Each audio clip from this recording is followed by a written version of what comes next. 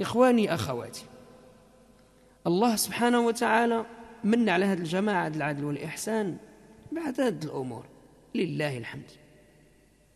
من هذه الأمور الصراحة مع كل شيء، ما كتخاف من حد، ما كتحشم من حد. هذه دابا على حال 34 عام باش بدات الجماعة الجهاد ديالها، وكانت قريب كل 10 سنين كتكتب رسالة كتبين فيها الحقيقة وكتنصح فيها الحكام وغيرهم وكتدير اللي عليها. بدات في عام 74 بالرسالة اللي صفتها مرشد الجماعة فضيلة الأستاذ عبد السلام ياسين حفظه الله للملك ذاك الساعة الحسن الثاني، واللي سماها الإسلام أو الطوفان، واللي تكلم فيها مع الملك ونصحوه باش يتوب الله سبحانه وتعالى، وبين له الحالة فاش كانت البلاد ذاك الساعة، وبين له اش خص يدار، ونصح حتى العلماء باش يتوبوا الله سبحانه وتعالى ويوفوا بالأمانة اللي في عنقهم وكلفهم الله بها، ينصحوا الناس ويردوهم لطريق الله. باش جزاوه 3 سنين ونص د الحبس بلا محكمة بلا والو، المخزن، أحكام د المخزن. هذه الأولى.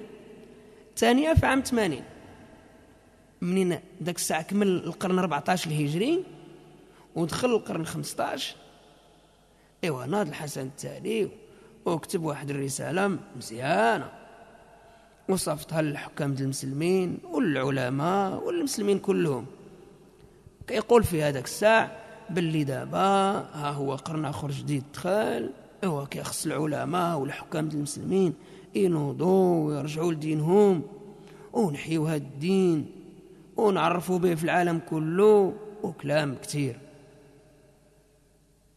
وناض الأستاذ عبد السلام ياسين وكتب واحد الرسالة كيرد فيها على الكلام ديال الحسن الثاني، قال له هادشي اللي قلتي كله مزيان، ولكن خصنا نشوفوا الفعل ماشي القول. قلتي لنا خصنا نحيوا الإسلام في العالم كله، ايوا اجي نشوفوا الحالة ديال الإسلام في البلاد اللي كتحكم فيها انت.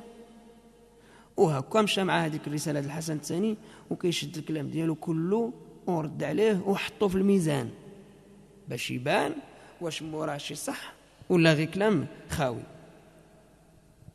هذه الثانية. الثالثة في عام 2000 منين مات الحسن الثاني وجا محمد السادس، فرحوا الناس وقالوا دابا المغرب غادي يزيان، ودابا هذا الملك الشاب بغى يحل المشاكل ديال المغاربة، وكانوا ذاك الساعة كيسميوه ملك الفقراء. الأستاذ عبد السلام ياسين خلى الناس يتكلموا على خاطرهم وهو ساكت حتى داز تقريبا 6 شهور، عاد ناد وكتب رسالة سماها مذكرة إلى من يهمه الأمر، وبين فيها الحقيقة مزيان، بين فيها اش خص يدار إلا بغينا بصح نحلوا المشاكل ديال المغرب ونخرجوا البلاد من الخنقة فاش راه.